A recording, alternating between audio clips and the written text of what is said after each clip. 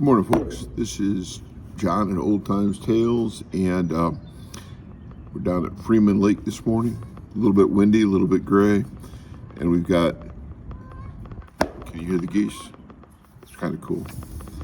Anyway, we've got Charlotte's Web, Chapter 19, The Egg Sac. Next morning, when the first light came into the sky, and the sparrows stirred in the trees, and the cows rattled their chains, and the rooster crowed, and the early automobiles went whispering along the road, Wilbur awoke and looked for Charlotte. He saw her up overhead in a corner near the back of his pen. She was very quiet. Her 8 legs were spread wide. She seemed to have shrunk during the night. Next to her, attached to the ceiling, Wilbur saw a curious object. It was a sort of sack or cocoon. It was peach-colored, and it looked as though it was made out of cotton candy. "Are you awake, Charlotte?" he said softly. "Yes," came the answer. "What is that nifty little thing? Did you make it?" "I did indeed," replied Charlotte in a weak voice. "Is it a plaything?" "Plaything? I should say not. It is my egg sac, my Magnum Opus."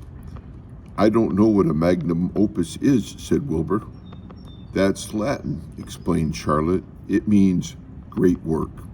The egg sac is my great work, the finest thing I have ever made." "What's inside it?" asked Wilbur. "Eggs?" 514 of them. 514 of them, she replied. 514, said Wilbur. "You're kidding." "No, I am not. I counted them. I got started counting, so I kept on, just to keep my mind occupied." "It's a perfectly beautiful sack," said Wilbur, feeling as happy as though he had constructed it himself. "Yes, it is pretty," replied Charlotte, patting the sack with her 2 front legs. "Anyway, I can guarantee that it is strong. It's made out of the toughest material I have. It is also waterproof. The eggs are inside and will be warm and dry." "Charlotte," said Wilbur dreamily, "are you really going to have 514 children?" "If nothing happens, yes," she said. "Of course, they won't show up till next spring." Wilbur noticed that Charlotte's voice sounded sad. "What makes you so downhearted? I should think you'd be terribly happy about this." "Oh, don't pay any attention to me," said Charlotte. "I just don't have much pep anymore. I guess I feel sad because I won't ever see my children." "What do you mean you won't see your children?" "Of course you will. We'll all see them.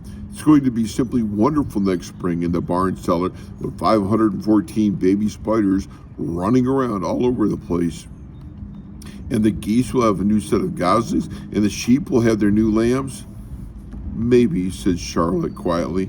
"However, I have a feeling I am not going to see the results of last night's efforts. I don't feel good at all. I think I am languishing, to tell you the truth."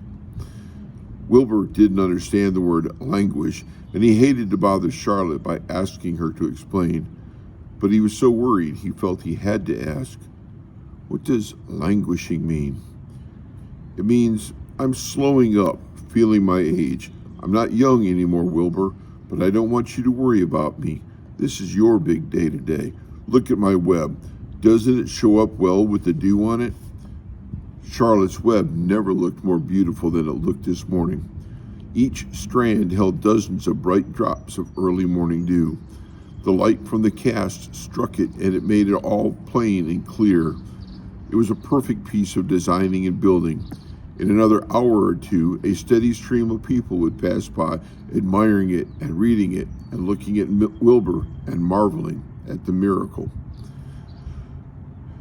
As Wilbur was studying the web, a pair of whiskers and a sharp face appeared. Slowly, Templeton dragged himself across the pen and threw himself down in the corner. "I'm back," he said in a husky voice. "What a night." The rat was swollen to twice his size. His stomach was as big around as a jelly jar. "What a night," he repeated hoarsely. "What feasting and carousing, a real gorge. I must have eaten the remains of 30 lunches. Never have I seen such leavings, and everything well ripened and seasoned with the passage of time and the heat of the day. Oh, it was rich, my friends, rich. You ought to be ashamed of yourself, said Charlotte in disgust. It would serve you right if you had an acute attack of indigestion. Don't worry about my stomach, snarled Templeton. It can handle anything. And by the way, I've got some bad news. As I came past that pig next door, the one that calls himself Uncle, I noticed a blue tag on the front of his pen. That means he won first prize. I guess you're licked, Wilbur. You might as well relax. Nobody's going to hang any medal on you. Furthermore, I wouldn't be surprised if Zuckerman changes his mind about you. Wait till he gets a hankering for some fresh pork and smoked ham and crisp bacon. He'll take the knife to you, my boy. Be still, Templeton, said Charlotte. You're too stuffed and bloated to know what you're saying. Don't pay any attention to him, Wilbur. Wilbur tried not to think about what the rat had just said. He decided to change the subject. Templeton, said Wilbur, if you weren't so dopey, you would have noticed that Charlotte has made an egg sac. She's going to become a mother. For your information, there are 514 eggs in that peachy little sack. Is that true? Asked the rat, eyeing the sack suspiciously.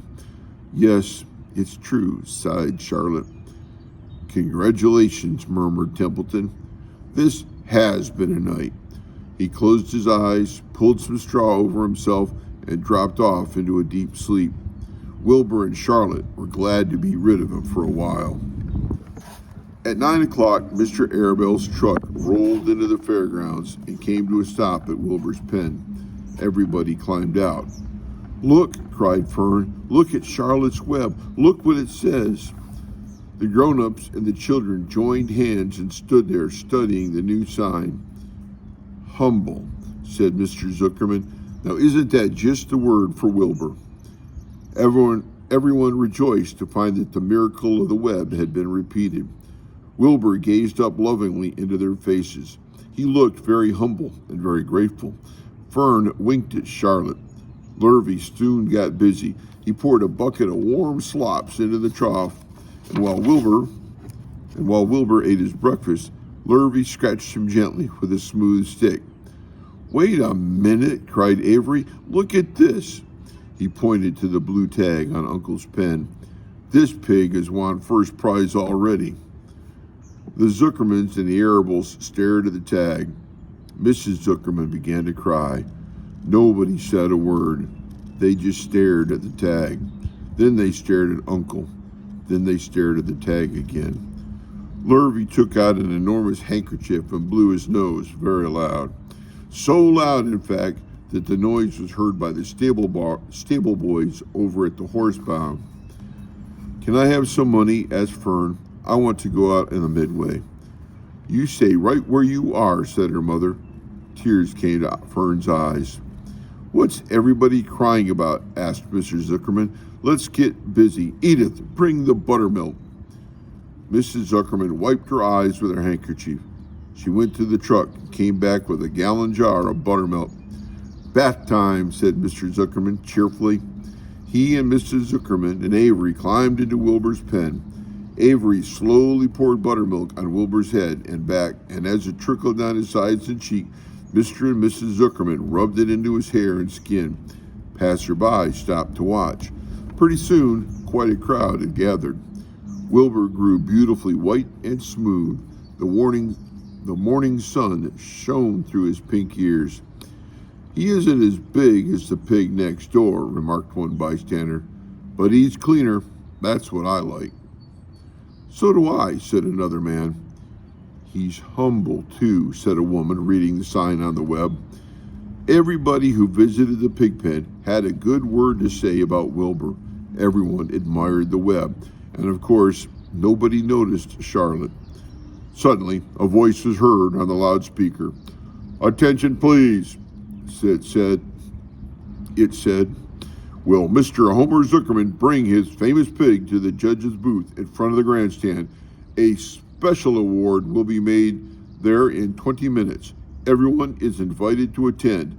Crate your pig, please, Mr. Zuckerman, and report to the judge's booth promptly. For a moment after this announcement, the Arables and the Zuckermans were unable to speak or move. Then Avery picked up a handful of straw and threw it high in the air and gave a loud yell. The straw fluttered down like confetti into Fern's hair. Mr. Zuckerman hugged Mrs. Zuckerman. Mr. Arabelle kissed Mrs. Arabelle. Avery kissed Wilbur. Lurvy shook hands with everybody.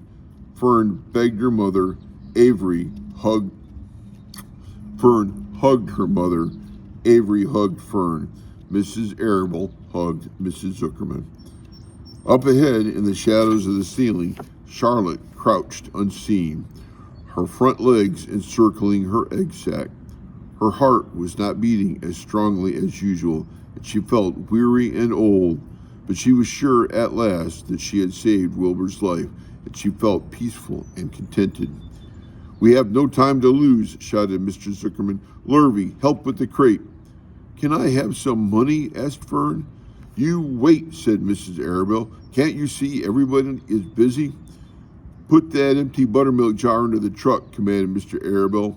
Avery grabbed the jar and rushed to the truck. "Does my hair look all right?" said Mrs. Zuckerman. "Looks fine," snapped Mr. Zuckerman as he and Lurvy set the crate down in front of Wilbur. "You didn't even look at my hair," said Mrs. Zuckerman. "You're all right, Edith," said Mrs. Arabelle. "Just keep calm." Templeton, asleep in the straw, heard the commotion and awoke. He didn't know exactly what was going on, but when he saw the men shoving Wilbur into the crate, he made up his mind to go along. He watched his chance, and when no one was looking, crept into the crate and buried himself in the straw at the bottom. "All ready, boys?" cried Mr. Zuckerman. "Let's go." He and Mr. Arabelle and Lurvy and Avery grabbed the crate and boosted it over the side of the pen and up onto the truck. Fern jumped aboard and sat on top of the crate. She still had straw in her hair and looked very pretty and excited. Mr. Arabelle started the motor, everyone climbed in, and off they drove to the judge's booth in the front of the grandstand. As they passed the Ferris wheel, Fern gazed up at it and wished she were at the topmost car with Henry Fussy at her side. And that's the end of chapter 19. Don't have too much longer, too many more to go. The Hour of Triumph is next. Looking forward to seeing you there. Y'all take care. Read every day. Read for fun.